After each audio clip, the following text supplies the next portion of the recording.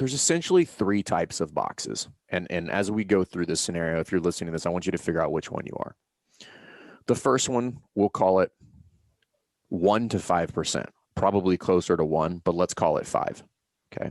This 1 to 5%, these people are basically masters of their own fate, right? They know how to grow the business. They have a plan. They're executing correctly. They're growing at the rate that they would like to see.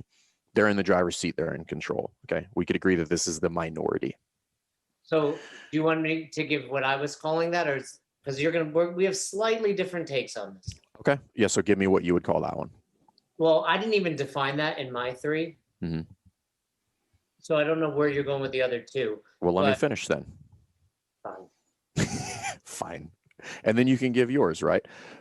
The other 2, we could just split them down the middle, right? So let's call it, I've got 95%. Let's call it 47.5% each, 2 equal buckets.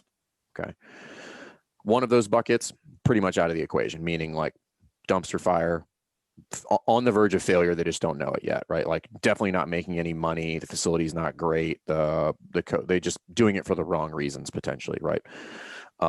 Or just refusal to try to make some sort of improvement. Okay.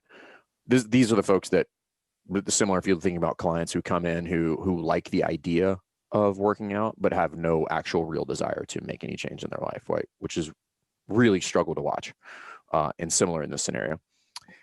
The group in the middle, which you have very accurately described as falling victim to the curse of the OK gym, is the one that I'm concerned about. That group of 47.5% are the ones who are doing okay, and they have no idea why. And if we really start to unpack things, they are doing okay because the ecosystem with which they live in has allowed them to survive. But they don't know why they're doing okay. They are victim to dips in the month because they just don't know what they're doing, or just passively exist. They're not doing anything really with any sort of rhyme or reason or strategy with which to grow the business. The 5% that we were talking about, the 1 to 5, those people, if you were to ask them, hey, why are you guys doing so well? They would immediately give you a list of things they're like that they were doing to facilitate what is happening. That group in the middle probably is much larger than 47.5%, if we're going to be very honest. And it is the group that I worry about. It's probably the majority of the affiliate owners, is because you have CrossFit, which is this amazing thing, but you have no idea why it's actually surviving. We could probably pull some things out and say, hey, low cost of entry. You have a part-time job, which doesn't mean you need to make money. And you have just enough people to break even, pay the rent, and have a couple of volunteer coaches. But you're 1 or 2 bad months away from having severe dispute with the landlord because you can't pay rent, or paying out of pocket for some duration of time. That's the group I'm worried about. And I'm worried about them because they don't know they're in that group.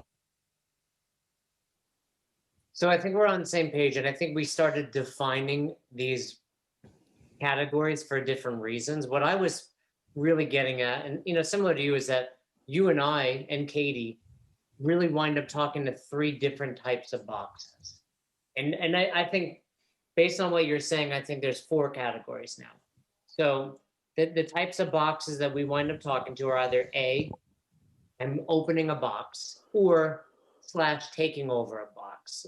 So, and I think if you're doing either of those, kudos to you for being smart enough to realize I need help from the get-go. The most successful boxes, it's like anything. If you start doing something new, a new hobby, a new task, anything that you want to succeed in, find a coach, find a mentor, even if it's someone just a little better than you. But starting your own business and not thinking I need a coach is just naive. So you've got the brand new boxes. Secondly, we have the boxes that are like, I'm failing.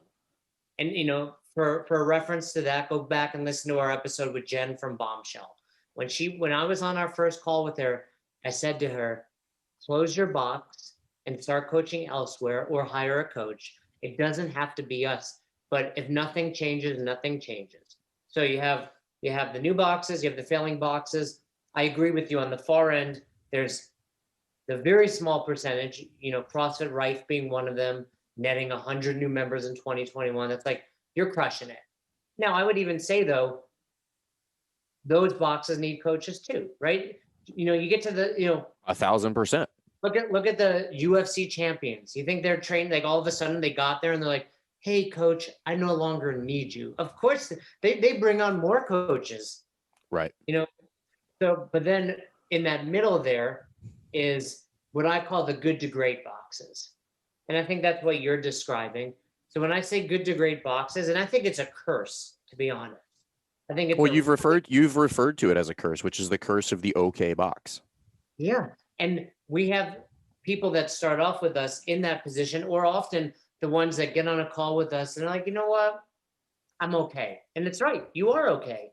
You're making 36, thousand a year, working 18-hour days. You have no help. You cannot take a vacation. You're getting burned out. You're yelling at your members, but you're paying your bills. And I'm not even talking you have a part-time job on the side. Many do. And they misconstrue I'm successful. It's like, no, no, no. Your job is paying you. This box is actually breaking even. But Right. the good to great box, meaning if you just did a couple of these things, if you listen to us, you're going to be great. But because they're like comfortable, because they think they're successful, they also don't think they need coaching.